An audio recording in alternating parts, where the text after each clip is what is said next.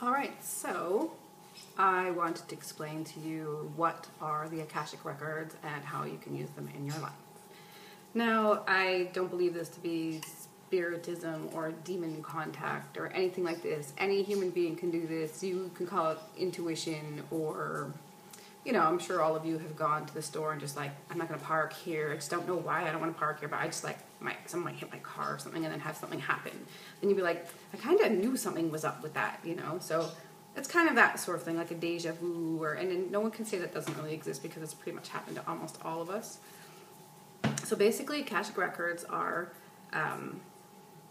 it's like a giant holographic library that contains all of the information of anything that was ever thought, ever done by anyone who's ever lived on this planet, past and in the future.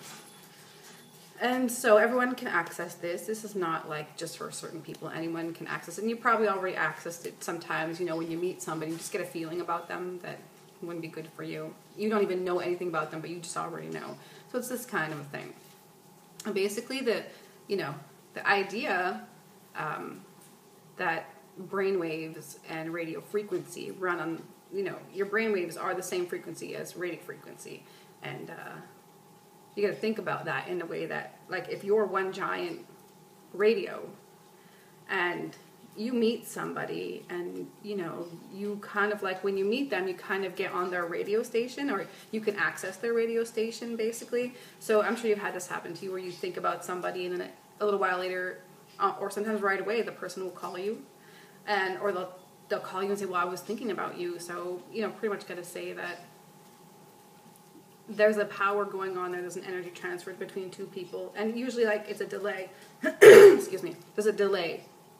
So whereas I would start thinking about somebody, and then maybe an hour later, I'm like, wow, it took an hour for that radio message to travel however it travels to get there.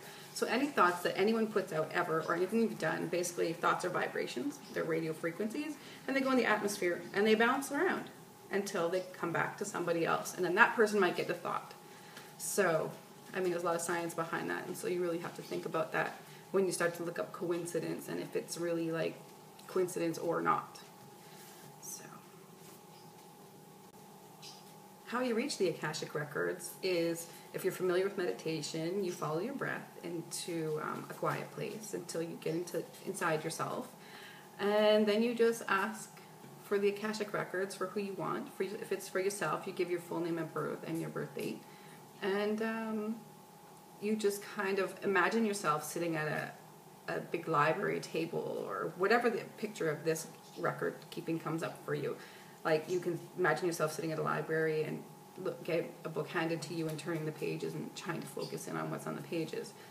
So that's one way to do it, and there are things that can make it easier for you. I'll put a link for someone who does a meditation to, like, a guided meditation for that.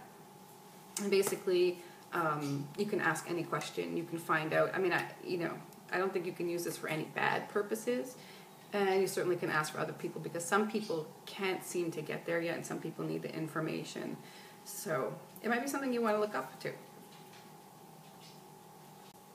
So if you want more information, just drop me a little note down here in my comments, or write me a private message. And don't forget to subscribe. Have a great week.